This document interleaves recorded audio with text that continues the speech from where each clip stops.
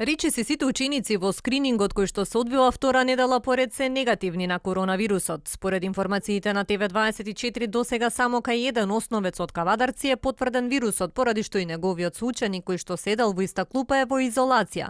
Сепак од општината велат дека во сите други 6 училишта, каде што било спроведено тестирање, резултатите се негативни.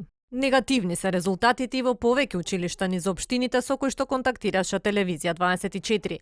Во Вевчани од вкупно 7 тестирани ученици од различни одделенија сите добиле негативен тест.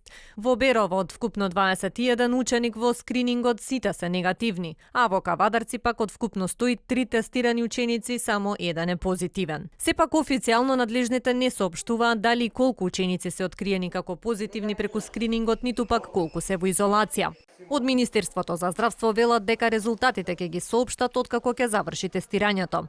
Дел од директорите на основните училишта пак велат дека од почетокот на учебната година мала е бројката на позитивни ученици и не е забележана досега внатрешна трансмисија на вирусот во училиштата.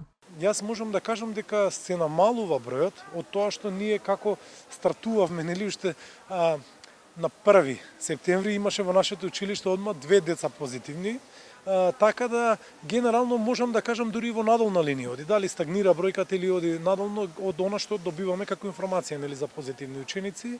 Нема трансмисија внатре во училиштето. Изборот на ученици е случаен и со претходна согласност од родителите. Според методологијата на здравствените власти, во скринингот ќе бидат опфатени вкупно 8200 ученици кои што ќе подлежат на тестирање за COVID-19. Сепак, според дел од епидемиолозите, ваквата методологија нема да даде реална слика за состојбата со ковидот во училиштата.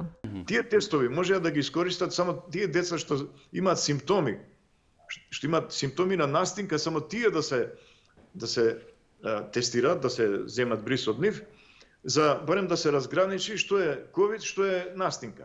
Тоа ќе имаше епидемиолошка смисла и ќе беа ковид изолирани. Вака ова во општата популација на ученици, а толков мал број тестирања и еднократно уште згора, е истрел во празно. А токму од резултатите од скринингот ќе зависи и како понатаму ќе се одвива наставата во училиштата и дали ќе има дополнителни мерки за безбедност и заштита на здравјето на децата во училиштата.